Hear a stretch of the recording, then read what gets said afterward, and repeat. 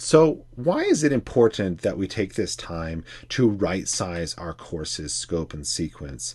Well, you may have already discovered this in your day to day teaching practice in a distance learning situation, but what we plan, we aren't always able to accomplish well. Students don't do the task, or they don't understand it, or students don't show up, so on and so forth. Maybe there's technical problems. And so those things slow down the progress of our course. But beyond that, the amount of time that we are given to actually lead our students through these lessons to achieve those standards is less. Maybe in a typical learning situation, we have 45 minutes to an hour for a subject or a course or for a period. But right now, we might only have 30 minutes or 35 minutes. That truncated timetable means that we have to actually decrease the amount of work that we're giving. And so just think of a normal school year, okay? And each one of these represents a different lesson. When you approach the year, you have all your lessons. Okay, these are the units that I'm going to do, and the standards that I'm going to focus on, and maybe you have one per day, 180 lessons. I don't know.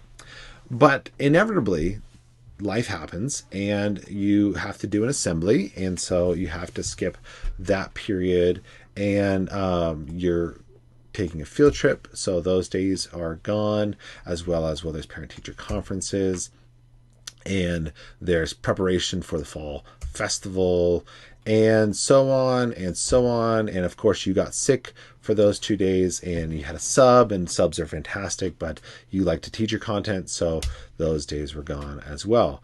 Well, what ends up happening is that you do delete lessons out of your total plan, but you do it on the fly, and most often in response to whatever external stimuli are attacking your course, your lesson plan. Well, what we want to do is be a little bit more purposeful and realize that that's going to happen.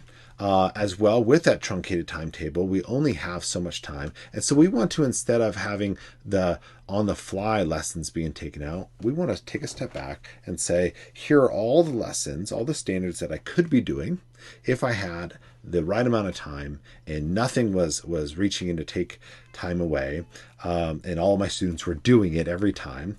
Now, what are those standards that are the most important that I can focus on?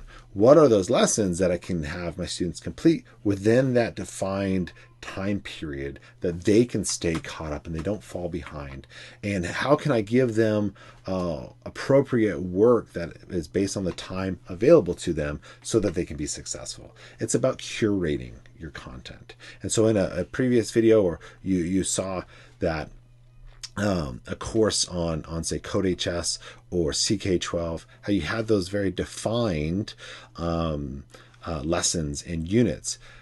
Any one of those could have had many more units or many more lessons, but those were the ones that course designer chose to focus on. You're a course designer now, you and your team. And so you have to make those decisions. Which are the lessons that we're going to do? How do we curate that experience so that we have the greatest likelihood of actually covering all those standards in the amount of time we have? Cheers.